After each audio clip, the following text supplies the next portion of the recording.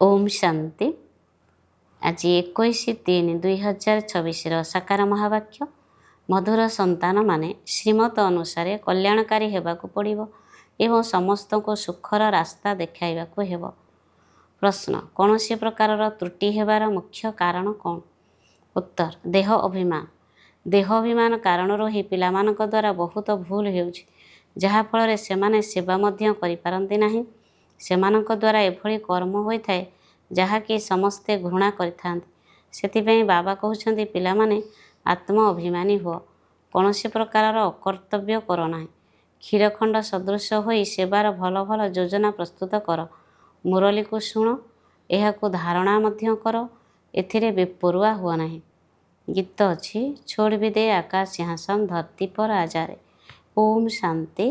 ଆତ୍ମିକ ପିଲାମାନଙ୍କୁ ଆତ୍ମିକ ପିତାଙ୍କ ଦ୍ୱାରା ଶ୍ରୀମତ ମିଳୁଛି। ବର୍ତ୍ତମାନ ମୁଁ ସମସ୍ତ ସେବାକେନ୍ଦ୍ରର ପିଲାମାନଙ୍କ ସହିତ କଥାବାର୍ତ୍ତା ହେଉଛି। ତେବେ ଯେଉଁ ତ୍ରିମୂର୍ତ୍ତି ଗୋଲା ଅର୍ଥାତ୍ ସୃଷ୍ଟିଚକ୍ର, କଳ୍ପବୃକ୍ଷ, ଶିଡ଼ି, ଲକ୍ଷ୍ମୀ ନାରାୟଣ ଏବଂ ଶ୍ରୀକୃଷ୍ଣଙ୍କ ଚିତ୍ର ରହିଛି, ଯାହାକି ମୁଖ୍ୟ ଚିତ୍ର ଅଟେ, ଏହି 6ଟି ଯେପରିକି ପୂରା ପ୍ରଦର୍ଶନୀ ଅଟେ। ଏଥିରେ ପୂରା ଜ୍ଞାନର ସାରାଂଶ ରହିଛି। ଯେପରି ବିଜ୍ଞାପନ ନିମନ୍ତେ ନାଟକର ପର୍ଦ୍ଦା ତିଆରି କରାଯାଇଥାଏ, ଯାହାକି ବର୍ଷା ଇତ୍ୟାଦିରେ ମଧ୍ୟ ଖରାପ ହୋଇନଥାଏ, ସେହିଭଳି ଏହି ମୁଖ୍ୟ ଚିତ୍ରଗୁଡ଼ିକ ମଧ୍ୟ ତିଆରି କରିବା ଦରକାର। ଆଧ୍ୟାତ୍ମିକ ସେବାକୁ ବଢ଼ାଇବା ପାଇଁ ଏବଂ ଭାରତବାସୀ ମନୁଷ୍ୟମାନଙ୍କର କଲ୍ୟାଣ କରିବା ପାଇଁ ପିଲାମାନଙ୍କୁ ଶ୍ରୀମତ ମିଳୁଛି। ଗାୟନ ମଧ୍ୟ ଅଛି, ବେହଦର ପିତା ଭଗବାନ କଲ୍ୟାଣକାରୀ ଅଟନ୍ତି। ତେବେ ନିଶ୍ଚିତ କେହି ଅକଲ୍ୟାଣକାରୀ ମଧ୍ୟ ଥିବ, ଯେଉଁ କାରଣରୁ ବାବାଙ୍କୁ ଆସି ପୁଣି କଲ୍ୟାଣ କରିବାକୁ ପଡ଼ୁଛି। ତେବେ ଯେଉଁ ଆତ୍ମିକ ସନ୍ତାନମାନଙ୍କର କଲ୍ୟାଣ ହେଉଛି, ସେମାନେ ଏ କଥାକୁ ବୁଝିପାରିବେ। ଯେପରି ଆମର କଲ୍ୟାଣ ହେଉଛି, ସେହିପରି ଆମେମାନେ ଅନ୍ୟମାନଙ୍କର ମଧ୍ୟ କଲ୍ୟାଣ କରିବା ଉଚିତ। ଯେପରି ବ୍ରହ୍ମା ବାବାଙ୍କର ମଧ୍ୟ ଚିନ୍ତନ ଚାଲୁଛି ଯେ କିପରି ଅନ୍ୟମାନଙ୍କର କଲ୍ୟାଣ କରିବେ, ସେଥିପାଇଁ ଭିନ୍ନ ଭିନ୍ନ ଉପାୟମାନ ବତାଉଛନ୍ତି। 6x9 ସାଇଜର ଟିଣ ଚାଦର ଉପରେ ଏହି ଚିତ୍ର ତିଆରି କରିବା ଦରକାର। ଦିଲ୍ଲୀ ଭଳି ସହରମାନଙ୍କୁ ପ୍ରାୟତଃ ଅଧିକାଂଶ ଲୋକ ଆସିଥାନ୍ତି, କାରଣ ସେଠାରେ ସରକାରଙ୍କର ବିଧାନସଭା ଇତ୍ୟାଦି ରହିଛି। ସେକ୍ରେଟେରିଏଟ ଅର୍ଥାତ୍ ସଚିବାଳୟକୁ ମଧ୍ୟ ବହୁତ ଲୋକ ଆସିଥାନ୍ତି। ତେଣୁ ସେଠାରେ ଏହିସବୁ ଚିତ୍ର ବା ବୋର୍ଡ଼ ରଖିବା ଦରକାର। ଅନେକଙ୍କର କଲ୍ୟାଣ କରିବା ପାଇଁ ବାବା ମତ ଦେଉଛନ୍ତି। ଏଭଳି ଟିଣ ଚାଦର ଉପରେ ବହୁତ ଚିତ୍ର ତିଆରି ହୋଇପାରିବ। ତେବେ ଦେହୀ ଅଭିମାନୀ ହୋଇ ବାବାଙ୍କର ସେବାରେ ଲାଗିଯିବାକୁ ହେବ। ବାବା ତୁମମାନଙ୍କୁ ଶ୍ରୀମତ ଦେଉଛନ୍ତି, ଏହି ଚିତ୍ରକୁ ହିନ୍ଦୀ ଏବଂ ଇଂରାଜୀ ଭାଷାର ଲେଖା ସହ ତିଆରି କରିବା ଦରକାର। ଏହି 6ଟି ଚିତ୍ର ମୁଖ୍ୟ ମୁଖ୍ୟ ଜାଗାରେ ଲାଗିଯିବା ଦରକାର। ଯଦି ଏହିଭଳି ମୁଖ୍ୟ ସ୍ଥାନମାନଙ୍କରେ ଚିତ୍ର ଲାଗିଯିବ, ତେବେ ଶହ ଶହ ଲୋକ ତୁମ ପାଖକୁ ବୁଝିବା ପାଇଁ ଆସିବେ। କିନ୍ତୁ ପିଲାମାନଙ୍କ ଭିତରେ ଦେହ ଅଭିମାନ ଥିବା କାରଣରୁ ବହୁତ ଭୁଲ ହୋଇଯାଉଛି। ଏଭଳି କେବେ ବି ଭାବ ନାହିଁ ଯେ ମୁଁ ପକ୍କା ଦେହୀ ଅଭିମାନୀ ଅଟେ। ତ୍ରୁଟି ତ ବହୁତ ହେଉଛି, କିନ୍ତୁ ସତ କହୁନାହାନ୍ତି। ବାବା ବୁଝାଉଛନ୍ତି, ଏଭଳି କୌଣସି କର୍ତ୍ତବ୍ୟ କର ନାହିଁ ଯାହାଦ୍ୱାରା କେହି ତୁମ ପ୍ରତି ଘୃଣାଭାବ ଆଣିବେ। ଯେ ଆଙ୍କ ଭିତରେ ଦେହ ଅଭିମାନ ବହୁତ ଅଛି। ତୁମେ ସଦାସର୍ବଦା ଯୁଦ୍ଧକ୍ଷେତ୍ରରେ ଅଛ। ଅନ୍ୟ ଜାଗାମାନଙ୍କରେ ତ ଅତି ବେଶୀରେ 10-20 ବର୍ଷ ପର୍ଯ୍ୟନ୍ତ ଯୁଦ୍ଧ ଚାଲିଥାଏ। ହେଲେ ମାୟା ସହିତ ତୁମର ଯୁଦ୍ଧ ତ ଶେଷ ସମୟ ପର୍ଯ୍ୟନ୍ତ ଚାଲିବ, କିନ୍ତୁ ଗୁପ୍ତ ରୂପରେ, ଯାହାକୁ କେହି ଜାଣିପାରିବେ ନାହିଁ। ଗୀତାରେ ଯେଉଁ ମହାଭାରତ ଯୁଦ୍ଧର ଗାୟନ ରହିଛି, ତାହା ଯୁଦ୍ଧସ୍ଥଳ ଭାବରେ ସ୍ଥୂଳ ଯୁଦ୍ଧ ଭାବରେ ଦେଖାଯାଇଛି। ଗୀତାରେ ଯେଉଁ ମହାଭାରତ ଯୁଦ୍ଧର ଗାୟନ ରହିଛି, ତାହା ସ୍ଥୂଳ ଯୁଦ୍ଧ ଭାବରେ ଦେଖାଯାଇଛନ୍ତି, କିନ୍ତୁ ଏହା ହେଲା ଆତ୍ମିକ ଯୁଦ୍ଧ। ଆତ୍ମିକ ଯୁଦ୍ଧ ହେଲା ପାଣ୍ଡବମାନଙ୍କର। ସେହି ଯୁଦ୍ଧ ହେଉଛି ସେମାନଙ୍କର ଯେଉଁମାନେ ପରମପିତା ପରମାତ୍ମାଙ୍କ ଠାରୁ ବିପରୀତ ବୁଦ୍ଧି ଅଟନ୍ତି। ତୁମେ ବ୍ରାହ୍ମଣ କୁଳଭୂଷଣମାନଙ୍କର ହେଲା ପ୍ରୀତି ବୁଦ୍ଧି। ତୁମେ ତ ଅନ୍ୟ ସବୁ ସଙ୍ଗ ତ୍ୟାଗ କରି ଏକମାତ୍ର ବାବାଙ୍କ ସଙ୍ଗରେ ସମ୍ବନ୍ଧ ଯୋଡ଼ିଛ। ଅନେକ ସମୟରେ ଦେହ ଅଭିମାନ ଆସିବା କାରଣରୁ ଏକଥା ଭୁଲି ଯାଉଛ ଏବଂ ନିଜର ହିଁ ପଦଭ୍ରଷ୍ଟ କରିଦେଉଛ। ଏହିଭଳି କରିବା ଦ୍ୱାରା ଶେଷ ସମୟରେ ବହୁତ ପଶ୍ଚାତାପ କରିବାକୁ ପଡ଼ିବ, ଆଉ କିଛି ବି କରିପାରିବ ନାହିଁ। ଏହା ହେଲା କଳ୍ପ କଳ୍ପର କଥା। ଯଦି ବର୍ତ୍ତମାନ କେହି ଅକର୍ତ୍ତବ୍ୟ କରୁଛନ୍ତି, ତେବେ କଳ୍ପ କଳ୍ପାନ୍ତର ପାଇଁ ତାଙ୍କର ପଦଭ୍ରଷ୍ଟ ହୋଇଯାଉଛି, ବହୁତ ବଡ଼ କ୍ଷତି ହୋଇଯାଉଛି। ବାବା କହୁଛନ୍ତି ଆଗରୁ ତୁମେ 100% କ୍ଷତିରେ ଥିଲ, ଏବେ ବାବା ତୁମକୁ 100% ଲାଭକୁ ନେଇଯାଉଛନ୍ତି। ତେଣୁ ଶ୍ରୀମତ ଅନୁସାରେ ଚାଲିବା ଦରକାର। ପ୍ରତ୍ୟେକ ପିଲାଙ୍କୁ କଲ୍ୟାଣକାରୀ ହେବାକୁ ପଡ଼ିବ। ସମସ୍ତଙ୍କୁ ସୁଖର ରାସ୍ତା ବତାଇବାକୁ ପଡ଼ିବ। ସୁଖ ତ ସ୍ୱର୍ଗରେ ହିଁ ଅଛି, ନର୍କରେ ଅଛି ଦୁଃଖ। କାରଣ ଏହା ହେଲା ବିକାରୀ ଦୁନିଆ, ଯାହାକି ଦିନେ ନିର୍ବିକାରୀ ଥିଲା, ଏବେ ପୁଣି ବିକାରୀ ଦୁନିଆ ହୋଇଯାଇଛି। ବାବା ପୁନର୍ବାର ଏହି ଦୁନିଆକୁ ନିର୍ବିକାରୀ କରୁଛନ୍ତି। ଏହିସବୁ କଥାକୁ ଦୁନିଆରେ କେହି ବି ଜାଣିନାହାନ୍ତି। ତେଣୁ ଏହି ମୁଖ୍ୟ ଚିତ୍ରଗୁଡ଼ିକୁ ସ୍ଥାୟୀ ଜାଗାମାନଙ୍କରେ ଲଗାଇବା ଦରକାର। ପ୍ରଥମ ନମ୍ବରରେ ଦିଲ୍ଲୀ, ଦ୍ୱିତୀୟରେ ବମ୍ବେ ଏବଂ କଲିକତା କାହାକୁ ବି ଅର୍ଡ଼ର ଦେଇ ଟିଣ ଚାଦର ଉପରେ ତିଆରି କରାଯାଇପାରିବ। ଆଗ୍ରାକୁ ମଧ୍ୟ ବୁଲିବା ପାଇଁ ବହୁତ ଲୋକ ଯାଉଛନ୍ତି। ପିଲାମାନେ ସେବା ତ ବହୁତ ଭଲ କରୁଛନ୍ତି, କିନ୍ତୁ ଆଉ କିଛି କର୍ତ୍ତବ୍ୟ ମଧ୍ୟ କରି ଦେଖାନ୍ତୁ। ଏହି ଚିତ୍ରକୁ ତିଆରି କରିବାରେ କୌଣସି ଅସୁବିଧା ନାହିଁ, କେବଳ ଅନୁଭବ ବା ଅଭିଜ୍ଞତା ଦରକାର। ଚିତ୍ର ବହୁତ ବଡ଼ ହେବା ଦରକାର, ଯାହାକି କେହି ଦୂରରୁ ମଧ୍ୟ ପଢ଼ିପାରିବ। ଗୋଲା ଚିତ୍ର ମଧ୍ୟ ବଡ଼ କରି ତିଆରି ହୋଇପାରିବ। ନିରାପଦରେ ମଧ୍ୟ ରଖିବାକୁ ପଡ଼ିବ, ଯାହାକି କେହି ଖରାପ କରି ନ ଦେବେ। ଯଜ୍ଞରେ ଅସୁରମାନଙ୍କର ବିଘ୍ନ ତ ପଡ଼ୁଛି, କାରଣ ଏହା ହେଉଛି ନୂଆ କଥା। ସେମାନେ ଯେଉଁ ସବୁ ଦୋକାନ ଖୋଲି ବସିଛନ୍ତି, ଅର୍ଥାତ୍ ଭକ୍ତିମାର୍ଗର ବିଶେଷ ସ୍ଥାନ ସବୁ ରହିଛି, ଶେଷରେ ବୁଝିଯିବେ ଯେ ଆମେମାନେ ସେସବୁକୁ ମହତ୍ତ୍ୱ ଦେବା ପରେ ମଧ୍ୟ ତଳକୁ ତଳ ଖସି ଆସିଛୁ, ତେବେ ନିଶ୍ଚିତ ସେଥିରେ କିଛି ତ୍ରୁଟି ରହିଥିବ। ବାବା ହିଁ କଲ୍ୟାଣକାରୀ ଅଟନ୍ତି। ସେ ହିଁ କହିପାରିବେ ଯେ ଭାରତର କଲ୍ୟାଣ କିପରି ଏବଂ କେବେ ହୋଇଥିଲା। ଭାରତକୁ ତମ ପ୍ରଧାନ କିଏ କରୁଛି, ପୁଣି ସତ୍ତ୍ୱ ପ୍ରଧାନ କିଏ କରୁଛି, ଏହି ଚକ୍ର କିପରି ଘୁରୁଛି, ଏକଥା କେହି ଜାଣିନାହାନ୍ତି। ଏହି ସଙ୍ଗମ ଯୁଗକୁ ମଧ୍ୟ କେହି ଜାଣିନାହାନ୍ତି। ତେଣୁ ଭାବୁଛନ୍ତି ଭଗବାନ ଯୁଗେ ଯୁଗେ ଆସୁଛନ୍ତି, କେବେ କେବେ ପୁଣି କହୁଛନ୍ତି ଭଗବାନ ତ ନାମ ରୂପରୁ ଅଲଗା। ଭାରତ ପ୍ରାଚୀନ ସ୍ୱର୍ଗ ଥିଲା, ଏକଥା ମଧ୍ୟ କହୁଛନ୍ତି ଯେ ଖ୍ରୀଷ୍ଟଙ୍କର 3000 ବର୍ଷ ପୂର୍ବରୁ ଦେବତାମାନଙ୍କର ରାଜ୍ୟ ଥିଲା। ପୁଣି କଳ୍ପର ଆୟୁଷକୁ ମଧ୍ୟ ଲମ୍ବା କରିଦେଇଛନ୍ତି।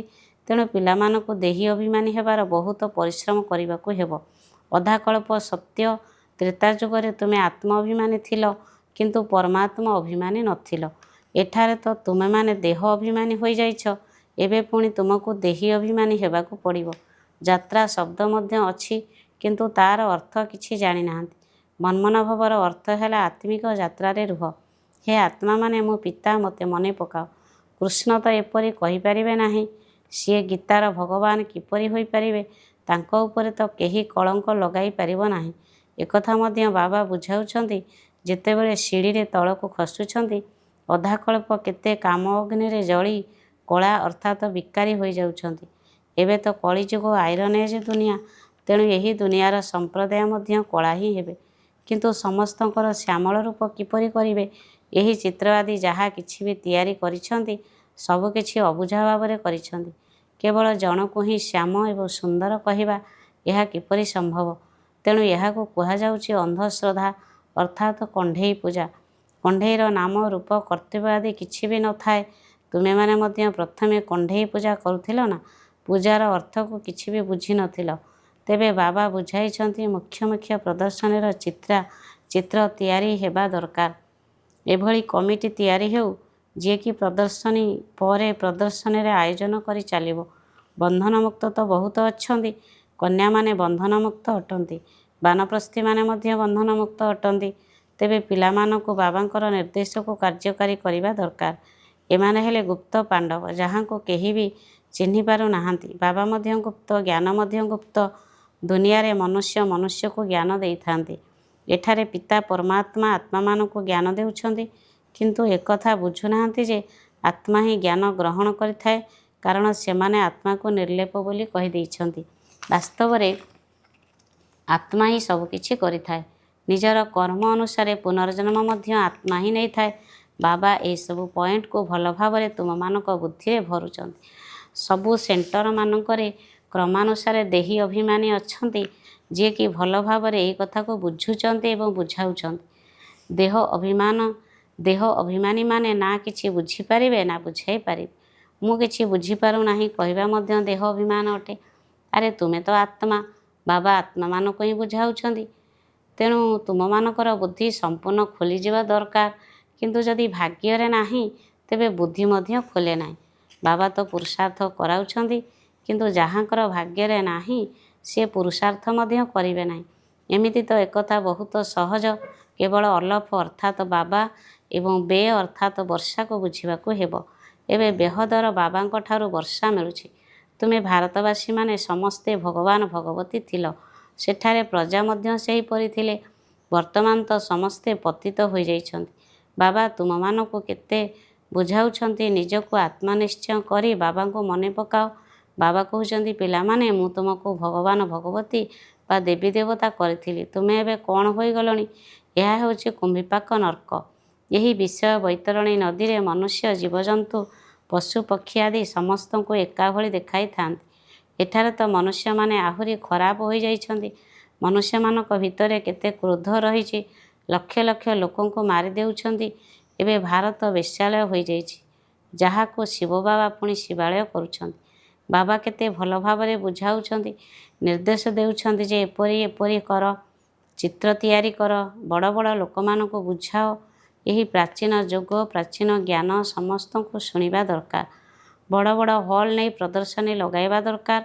ହଲ୍ର ମାଲିକଙ୍କୁ ତ ହଲ୍ର ଭଡ଼ା ନେବା ଉଚିତ ନୁହେଁ।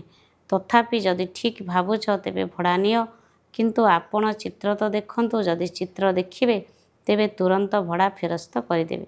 କେବଳ କାଇଦାରେ ବୁଝାଇବା ଦରକାର। କ୍ଷମତା ତ ତାଙ୍କ ହାତରେ ରହୁଛି ନା, ସେ ଚାହିଁଲେ ସବୁକିଛି କରିପାରିବେ। କିନ୍ତୁ ସେମାନେ କ'ଣ କିଛି ବୁଝୁଛନ୍ତି? ସେମାନଙ୍କର ବିନାଶ କାଳରେ ବିପରୀତ ବୁଦ୍ଧି ଥିଲା, ତେଣୁ ସେମାନେ ବିନାଶ ହୋଇଗଲେ। ପାଣ୍ଡବମାନେ ତ ଭବିଷ୍ୟତରେ ପଦ ପାଇଲେ, ତାହା ମଧ୍ୟ ପରେ ଭବିଷ୍ୟତରେ ସେମାନଙ୍କର ରାଜ୍ୟ ହେବ। ଏବେ କ'ଣ ରାଜ୍ୟ କରିବ କି? ଏହି ଘରଦ୍ୱାର ଆଦି ସବୁକିଛି ଭାଙ୍ଗିରୁଜି ଯିବ। ଏବେ ବାବା ବୁଝାଉଛନ୍ତି ପ୍ରଦର୍ଶନୀ ମଧ୍ୟ କରିବା ଦରକାର। ଖୁବ୍ ଭଲ ଭାବରେ କାର୍ଡ଼ ଦେଇ ନିମନ୍ତ୍ରଣ ଦେବା ଦରକାର। ତୁମେମାନେ ପ୍ରଥମେ ବଡ଼ମାନଙ୍କୁ ବୁଝାଅ, ତେବେ ସେମାନେ ସାହାଯ୍ୟ କରିବେ। ବାକି ଶୋଇ ରହିବାର ନାହିଁ। କେତେକ ପିଲା ଦେହ ଅଭିମାନ କାରଣରୁ ଶୋଇ ରହୁଛନ୍ତି, ଅର୍ଥାତ୍ ସେବା କରୁନାହାନ୍ତି। ତେବେ କମିଟି ଆଦି କରି ପରସ୍ପର ସଂସ୍କାରକୁ ମିଶାଇ ଯୋଜନା ପ୍ରସ୍ତୁତ କରିବା ଦରକାର। ବାକି ମୁରଲୀ ନ ପଢ଼ିଲେ ଧାରଣା କିପରି ହେବ? ଏହିଭଳି ବହୁତ ବେପରୁଆ ସନ୍ତାନ ମଧ୍ୟ ଅଛନ୍ତି। ଆଚ୍ଛା, ମିଠା ମିଠା ଶିଖିଲେ ଦେ ସନ୍ତାନମାନଙ୍କ ପ୍ରତି ମାତାପିତା ବାପଦାଦାଙ୍କର ମଧୁର ସ୍ନେହସମ୍ପନ୍ନ ଶୁଭେଚ୍ଛା ଏବଂ ସୁପ୍ରଭାତ। ଆତ୍ମିକ ପିତାଙ୍କର ଆତ୍ମିକ ସନ୍ତାନମାନଙ୍କୁ ନମସ୍ତେ। ଆତ୍ମିକ ସନ୍ତାନମାନଙ୍କର ଆତ୍ମିକ ମାତାପିତାଙ୍କୁ ନମସ୍ତେ ନମସ୍ତେ ନମସ୍ତେ। ମୁଖ୍ୟ ସାର ପଏଣ୍ଟ 1, ଦେହୀ ଅଭିମାନୀ ହୋଇ ସେବାର ଭିନ୍ନ ଭିନ୍ନ ଉପାୟ ବାହାର କରିବାକୁ ହେବ। ପରସ୍ପର ମଧ୍ୟରେ ମଧୁର ସମ୍ପର୍କ ରଖି ସେବା କରିବାକୁ ହେବ। ବାବା ଯେପରି କଲ୍ୟାଣକାରୀ ଅଟନ୍ତି, ସେହିପରି କଲ୍ୟାଣକାରୀ ହେବାକୁ ପଡ଼ିବ। 2 ନମ୍ବର, ପ୍ରୀତିବୁଦ୍ଧି ହୋଇ ଅନ୍ୟମାନଙ୍କ ସହିତ ସଙ୍ଗ ତୁଟେଇ ଜଣଙ୍କ ସହିତ ଯୋଡ଼ିବାକୁ ହେବ। ଏଭଳି କୌଣସି ଅକର୍ତ୍ତବ୍ୟ କରିବାର ନାହିଁ, ଯାହାକି କଳ୍ପ କଳ୍ପାନ୍ତର ପାଇଁ କ୍ଷତି ହୋଇଯିବ। ଆଜିର ବରଦାନ। ବେହଦର ବୈରାଗ୍ୟ ବୃତ୍ତି ଦ୍ୱାରା ନଷ୍ଟ ମହାସ୍ମୃତି ସ୍ୱରୂପ ହେଉଥିବା ଅଚଲ ଅଡଲ ହୁଅ। ଯେଉଁମାନେ ସର୍ବଦା ବେହଦର ବୈରାଗ୍ୟ ବୃତ୍ତିରେ ରହିଥାନ୍ତି, ସେମାନେ କେବେ ବି କୌଣସି ବି ଦୃଶ୍ୟକୁ ଦେଖି ବିଚଳିତ ବା ହଲଚଲ ହୁଅନ୍ତି ନାହିଁ। ସର୍ବଦା ଅଚଳ ଅଡଲ ରହିଥାନ୍ତି। କାହିଁକି ନା ବେହଦର ବୈରାଗ୍ୟ ବୃତ୍ତି ଆଧାରରେ ସେମାନେ ନଷ୍ଟ ମହା ସ୍ମୃତି ସ୍ୱରୂପ ହୋଇଯାଆନ୍ତି। ଯଦି ଛୋଟମୋଟ ଘଟଣାକୁ ଦେଖି ଅଂଶ ମାତ୍ରରେ ମଧ୍ୟ ହଲଚଲ ହୋଇଯାଉଛ ବା ମୋହ ଉତ୍ପନ୍ନ ହେଉଛି, ତେବେ ଅଙ୍ଗଦ ଭଳି ଅଚଲ ଅଟଲ କୁହାଯିବ ନାହିଁ। କାହିଁକି ନା ବେହଦର ବୈରାଗ୍ୟ ବୃତ୍ତିରେ ଗମ୍ଭୀରତା ସହିତ ରମଣୀକତା ମଧ୍ୟ ଅନ୍ତର୍ନିହିତ ଅଟେ। ଆଜିର ସ୍ଲୋଗାନ। ରାଜ୍ୟ ଅଧିକାରୀ ହେବା ସହିତ ବେହଦର ବୈରାଗୀ ହୋଇ ରହିବା ହିଁ ରାଜଋଷିର ଲକ୍ଷଣ। ରାଜ୍ୟ ଅଧିକାରୀ ହେବା ସହିତ ବେହଦର ବୈରାଗ୍ୟ ହୋଇ ରହିବା ହିଁ ରାଜଋଷିର ଲକ୍ଷଣ। ଅବ୍ୟକ୍ତ ଇସାରା। ନିଶ୍ଚୟର ମୂଳଦୁଆକୁ ମଜବୁତ କରି ସର୍ବଦା ନିର୍ଭୟ ଏବଂ ନିଶ୍ଚିତ ରୁହ। ବ୍ୟର୍ଥ ସଂକଳ୍ପ କରିବାର ବା ସନ୍ଦେହ କରିବାର ପରିସ୍ଥିତି ଥିଲେ ମଧ୍ୟ ତୁମ ଭିତରେ ଏହି ସମର୍ଥ ସଂକଳ୍ପ ଚାଲୁ ଯେ ବାବା ସର୍ବଦା ରକ୍ଷକ ଅଟନ୍ତି, କଲ୍ୟାଣକାରୀ ଅଟନ୍ତି। ଏହିଭଳି ନିଶ୍ଚୟର ବିଜୟ ସୁନିଶ୍ଚିତ ଅଟେ। ତେଣୁ ପ୍ରଶ୍ନବାଚକର ତେଢ଼ା ରାସ୍ତାରେ ନ ଯାଇ ସର୍ବଦା କଲ୍ୟାଣର ବିନ୍ଦୁ ଲଗାଅ। ଫୁଲଷ୍ଟପ୍ ଅର୍ଥାତ୍ ବିନ୍ଦୁ ବା ପୂର୍ଣ୍ଣଚ୍ଛେଦ। ଏହି ବିଧି ଦ୍ୱାରା ସବୁ କଥା ସହଜ ମଧ୍ୟ ହୋଇଯିବ ଏବଂ ସିଦ୍ଧି ମଧ୍ୟ ମିଳିଯିବ। ମାତେଶ୍ୱରୀଜୀଙ୍କର ଅମୂଲ୍ୟ ମହାବାକ୍ୟ, ଆତ୍ମା କେବେବି ପରମାତ୍ମାଙ୍କର ଅଂଶ ହୋଇପାରିବ ନାହିଁ। ଏଭଳି ବହୁତ ମନୁଷ୍ୟ ଅଛନ୍ତି ଯେଉଁମାନେ ଭାବୁଛନ୍ତି ଆମେ ଆତ୍ମାମାନେ ପରମାତ୍ମାଙ୍କର ଅଂଶ ଅଟୁ। ତେବେ ଅଂଶ ତ ଛୋଟିଆ ଖଣ୍ଡକୁ ହିଁ କୁହାଯାଏ। ଗୋଟିଏ ପଟେ କହୁଛନ୍ତି ପରମାତ୍ମା ଅନାଦି ଏବଂ ଅବିନାଶୀ ଅଟନ୍ତି। ପୁଣି ଅବିନାଶୀ ପରମାତ୍ମାକୁ ଖଣ୍ଡ ଖଣ୍ଡ କିପରି କରିହେବ? ପରମାତ୍ମା ଖଣ୍ଡ ଖଣ୍ଡ କିପରି ହୋଇପାରିବେ? ଯଦି ଆତ୍ମା ଅଜର ଅମର, ତେବେ ଆତ୍ମାକୁ ଯିଏ ସୃଷ୍ଟି କରିଛନ୍ତି ସିଏ ମଧ୍ୟ ଅମର ହୋଇଥିବେ। ଏହିଭଳି ଅମର ପରମାତ୍ମାକୁ ଖଣ୍ଡ ଖଣ୍ଡ କହିବା ଅର୍ଥାତ୍ ତାଙ୍କୁ ବିନାଶୀ କହିବା। କିନ୍ତୁ ଆତ୍ମାମାନେ ତ ଜାଣିଛେ ଯେ ଆମେ ଆତ୍ମାମାନେ ପରମାତ୍ମାଙ୍କର ସନ୍ତାନ, ତେଣୁ ଆମେ ତାଙ୍କର ବଂଶଜ ହୋଇଗଲେ ଅର୍ଥାତ୍ ତାଙ୍କର ସନ୍ତାନ ହୋଇଗଲେ। ତେବେ ସନ୍ତାନ କ'ଣ କେବେ ଅଂଶ ହୋଇପାରିବେ? ସେଥିପାଇଁ ପରମାତ୍ମାଙ୍କର ମହାବାକ୍ୟ ହେଲା, ପିଲାମାନେ ମୁଁ ଅବିନାଶୀ ଏବଂ ମୁଁ ସଦା ଜାଗ୍ରତ ଜ୍ୟୋତି ଅଟେ। ମୁଁ ଏକ ଦୀପଶିଖା ସଦୃଶ ଅଟେ, ଯାହାକି କେବେ ଲିଭିଯାଏ ନାହିଁ। କିନ୍ତୁ ମନୁଷ୍ୟ ଆତ୍ମାମାନଙ୍କର ଆତ୍ମାରୂପୀ ଦୀପ ଜାଗ୍ରତ ମଧ୍ୟ ହୁଏ, ପୁଣି ଲିଭି ବି ଯାଏ। ତେବେ ସମସ୍ତଙ୍କର ଜ୍ୟୋତିକୁ ମୁଁ ହିଁ ଜାଗ୍ରତ କରିଥାଏ, କାରଣ ମୁଁ ହିଁ ସମସ୍ତଙ୍କୁ ଜ୍ଞାନର ଆଲୋକ ଏବଂ ଶକ୍ତି ପ୍ରଦାନ କରିଥାଏ। ବାକି ଆତ୍ମାର ଜ୍ୟୋତି ଏବଂ ମୋ ଭିତରେ ଥିବା ଜ୍ୟୋତି ମଧ୍ୟରେ ଅନ୍ତର ନିଶ୍ଚିତ ରହିଛି। ଯେପରି ଇଲେକ୍ଟ୍ରିକ୍ ବଲ୍ବରେ ମଧ୍ୟ ଅଧିକ ଶକ୍ତିଶାଳୀ ଏବଂ କମ୍ ଶକ୍ତିଶାଳୀ ଥାଏ, ସେହିପରି ଆତ୍ମାମାନଙ୍କ ଭିତରେ ମଧ୍ୟ କେହି ଅଧିକ ଶକ୍ତିଶାଳୀ ହୋଇଥାନ୍ତି ତ କେହି କେହି କମ୍ ଶକ୍ତିଶାଳୀ ହୋଇଥାନ୍ତି। କିନ୍ତୁ ପରମାତ୍ମାଙ୍କର ଶକ୍ତି କେବେ ବି କମ୍ ବେଶୀ ହୋଇନଥାଏ। ସେଥିପାଇଁ ପରମାତ୍ମାକୁ ସର୍ବଶକ୍ତିମାନ ବୋଲି କୁହାଯାଏ, କାରଣ ସବୁ ଆତ୍ମାମାନଙ୍କ ଠାରୁ ତାଙ୍କ ଭିତରେ ଅଧିକ ଶକ୍ତି ରହିଛି, ଯିଏକି ସୃଷ୍ଟିର ଅନ୍ତିମ ସମୟରେ ଆସନ୍ତି। ଯଦି କେହି ଭାବୁଛନ୍ତି ଯେ ପରମାତ୍ମା ତ ସୃଷ୍ଟିର ମଝି ସମୟରେ ବା ପ୍ରତି ଯୁଗରେ ଆସନ୍ତି, ତେବେ ତାଙ୍କୁ ସର୍ବଶ୍ରେଷ୍ଠ କିପରି କୁହାଯିବ? ଯଦି କେହି କହୁଛନ୍ତି ପରମାତ୍ମା ସୃଷ୍ଟିର ମଝିରେ ଅର୍ଥାତ୍ ଯୁଗେ ଯୁଗେ ଆସନ୍ତି, ତେବେ କ'ଣ ଏପରି ବୁଝାଯିବ ଯେ ସିଏ କ'ଣ ବାରମ୍ବାର ନିଜର ଶକ୍ତିକୁ ପ୍ରୟୋଗ କରିଥାନ୍ତି? ଯଦି ସର୍ବଶକ୍ତିମାନଙ୍କର ଏତେ ଶକ୍ତି ଅଛି ଅର୍ଥାତ୍ ମଝି ସମୟରେ ଆସି ସବୁ ଆତ୍ମାମାନଙ୍କୁ ଶକ୍ତିଶାଳୀ କରିଦେଉଛନ୍ତି ବା ସଦ୍ଗତି ଦେଇ ଦେଉଛନ୍ତି, ତେବେ ତ ତାଙ୍କର ଶକ୍ତି ସ୍ଥାୟୀ ହୋଇ ରହିବା ଦରକାର। ପୁଣି ତୁମମାନଙ୍କର ଦୁର୍ଗତି କାହିଁକି ହେଉଛି? ତେଣୁ ଏହାଦ୍ୱାରା ସିଦ୍ଧ ହେଉଛି ଯେ ପରମାତ୍ମା ଯୁଗେ ଯୁଗେ ଆସୁନାହାନ୍ତି, ଅର୍ଥାତ୍ ସୃଷ୍ଟିର ମଝି ସମୟରେ ଆସୁନାହାନ୍ତି। ସିଏ ତ କଳ୍ପର ଅନ୍ତିମ ସମୟରେ ଥରେ ମାତ୍ର ହିଁ ଆସନ୍ତି ଏବଂ ସମସ୍ତଙ୍କର ସଦ୍ଗତି କରିଦିଅନ୍ତି। ଯେହେତୁ ପରମାତ୍ମା ଏତେ ବଡ଼ କାର୍ଯ୍ୟ କରୁଛନ୍ତି, ତେଣୁ ତାଙ୍କର ସ୍ମାରକୀ ରୂପରେ ବହୁତ ବଡ଼ ବଡ଼ ଶିବଲିଙ୍ଗର ପ୍ରତିମା ତିଆରି କରି ପୂଜା କରୁଛନ୍ତି। ତେଣୁ ନିଶ୍ଚିତ ଭାବରେ ପରମାତ୍ମା ସତ୍ୟ ଅଟନ୍ତି, ଚୈତନ୍ୟ ମଧ୍ୟ ଅଟନ୍ତି ଏବଂ ଆନନ୍ଦ ସ୍ୱରୂପ ମଧ୍ୟ ଅଟନ୍ତି। ଓମ୍ ଶାନ୍ତି।